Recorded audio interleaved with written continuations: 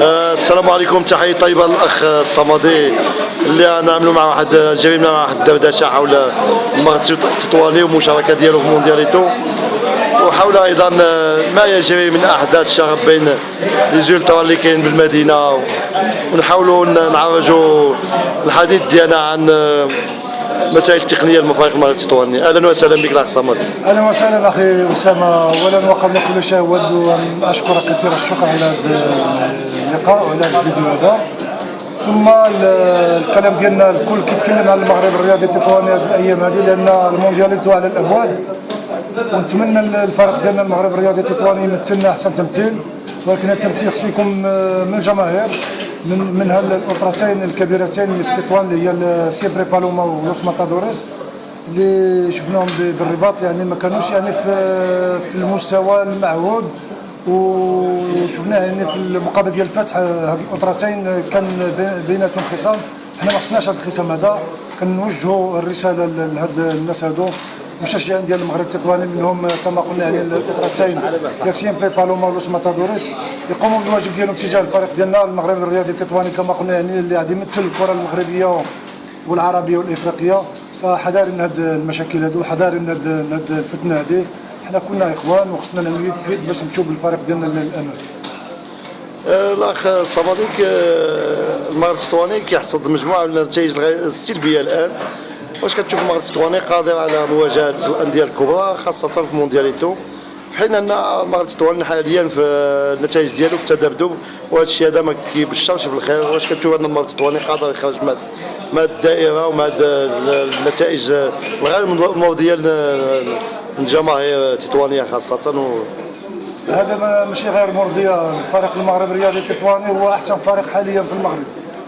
ففعلا هناك 3 مقابلات كانت يعني المقابلات مخيبه للامال للجماهير التطوانيه فعلا، ولكن ما نساوش ان فريق المغرب التطواني امام النادي القنيطري والمغرب الفاسي، واخيرا يعني في المقابله القمه بين المغرب التطواني والوداد يعني السيطره محكمه للفريق المغرب التطواني. الكره خانته يعني ما بغاتش تدخل الشبكه، فكان النادي القنيطري محظوظ بهذاك الهدف المباغت اللي تسجل علينا.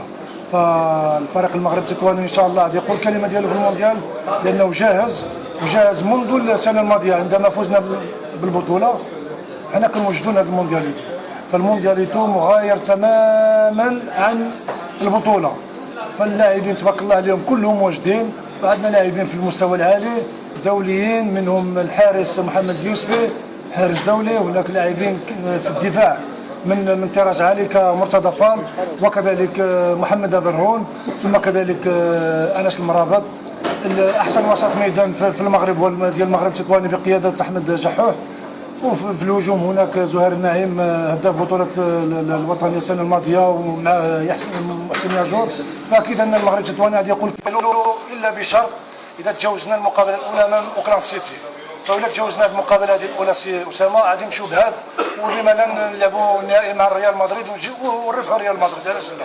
الصمدي، هنايا كجاليه وكمتتبعين الشان الكروي خاصه من مدينه تطوان، كيشوفوا بان انتدابات الفريق المغرب التطواني بصراحه ماشي شي انتدابات قويه انه قادر على مواجهه الانديه الكبرى. والانتدابات يعني نشوفوا يعني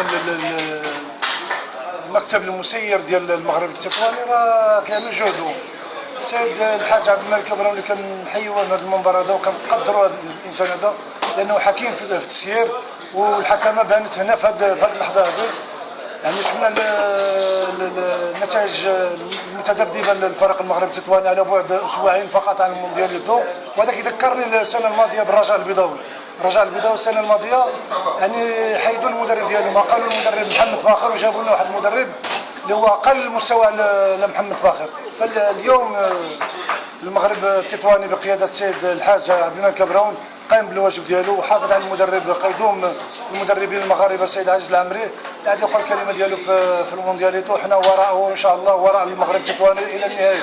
وان شاء الله المقابله الاولى كما قلت اذا فزنا امام اوكلاند سيتي غادي نمشيو للنهايه ونجيبوا ان شاء الله. سلام على رسول الله، الى سيدنا محمد، والله مع الشيء العلي.